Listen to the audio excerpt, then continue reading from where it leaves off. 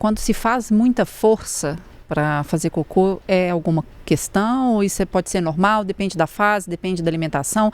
E tem um hábito que eu queria muito trazer para cá, porque eu acho que assim, tem muita gente que fica assim, né?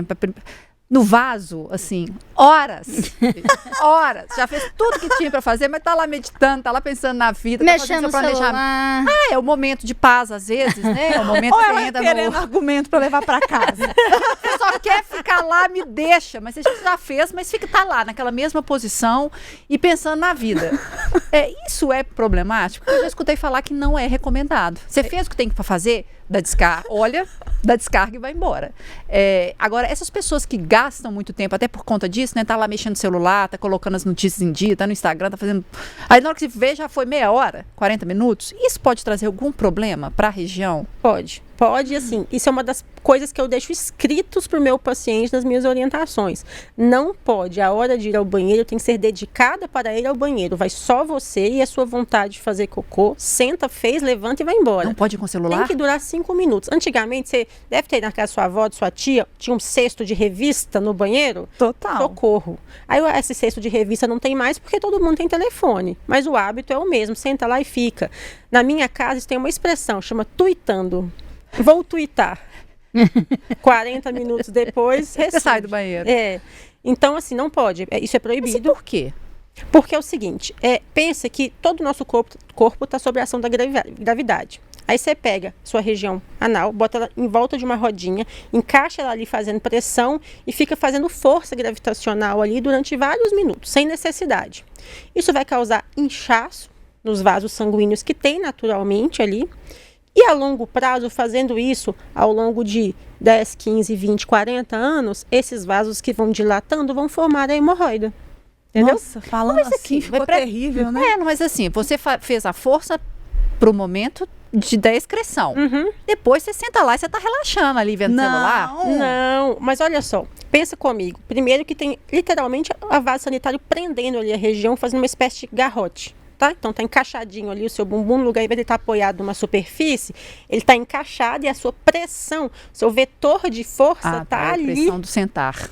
Não dá de fazer força. Não é a força de evacuar. A força de evacuar ela também é muito ruim, mas ela vai acontecer por outros problemas de intestino preso, às vezes alterações na musculatura ali dessa região, né, que a gente chama de assoalho pélvico, mas que são os músculos ali, os órgãos que sustentam essa região.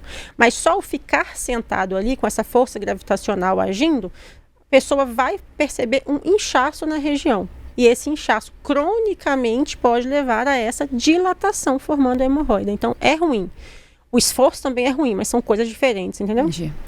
Então, já é uma recomendação médica. Fez o que tem que fazer, olha, dá tchau e vaza. Exatamente. Olha, dá tchau e vaza. O olha é muito importante para mim. Agora, falando do câncer coloretal mesmo.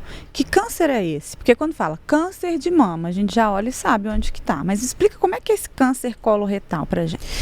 Então, o câncer coloretal, ele nasce na parte de dentro do intestino grosso ou do reto, né? Então, assim, é a parte que a gente olha quando vai fazer o exame. Passa uma câmera e vê ele na parte de dentro. Se você olhar o intestino de fora, como numa cirurgia, às vezes não tem nada. E a maioria desses cânceres surgem como? Cresce uma lesão pequenininha, que é o que a gente comumente chama de pólipo, e essa lesão pequena vai crescendo, crescendo, crescendo. Em um determinado momento, esse crescimento se desorganiza. Ele fica mais anárquico. Aí esse crescimento desorganizado é o que leva o câncer. Então a maioria absoluta dessas lesões não nasce como câncer, entende? Nasce como um pólipo benigno. E esse crescimento é que leva ele a se tornar maligno. E como é que é a evolução desse pólipo para câncer? É lenta? É rápida? Ela é muito lenta. A gente, para a maioria, tá? Isso aqui eu estou falando de 70% a 80%, porque é claro que existem os casos fora da curva. Mas a maioria dessas lesões vão levar até 10 anos para virar um câncer. Então, se tiver uma prevenção adequada, consegue fazer esse tratamento com antecedência, né? Consegue evitar o câncer. Consegue. Os trabalhos vão falar o seguinte, que se eu fizesse colonoscopia em todo mundo, na hora certa, com o intervalo certo, um exame bem feito, eu poderia prevenir até 70% dos casos de câncer de cólon do mundo. Se eu pensar que é uma doença que acomete uma de cada 20 pessoas, Tô Nossa. falando de muita gente que eu ia economizar, né? Muita. Não, mas agora eu fiquei preocupada, porque, quase ninguém já fez esse exame, né? Vamos falar a verdade, quase ninguém fez esse exame. Normalmente tem a indicação da idade, né? E se você der sorte de alguém te falar isso, porque não temos informações a respeito.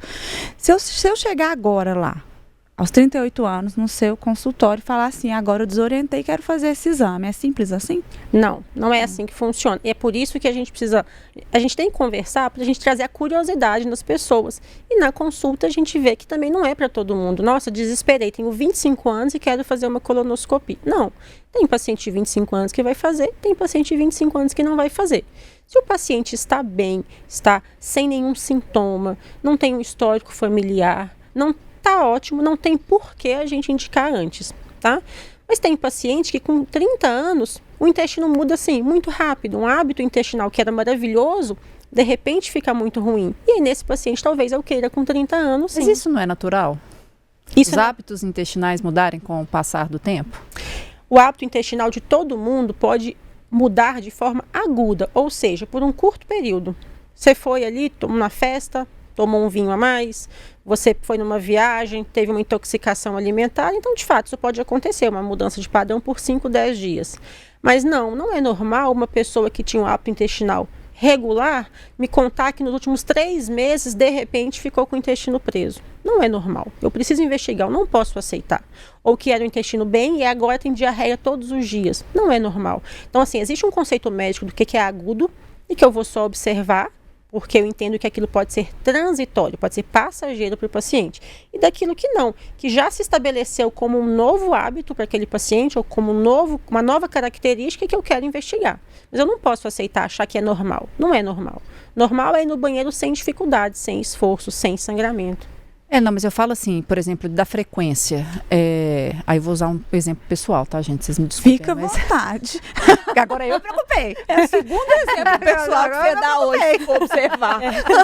Não, primeiro era uma dúvida aleatória. comum de todos os colegas da redação. Por exemplo, havia até uma expressão que quando eu era mais nova, que as pessoas brincavam comigo, que eu era igual o pato, que comia e cagava. Desculpa. Mas eu tinha uma facilidade para ir no banheiro. Desculpa, mas não tem como.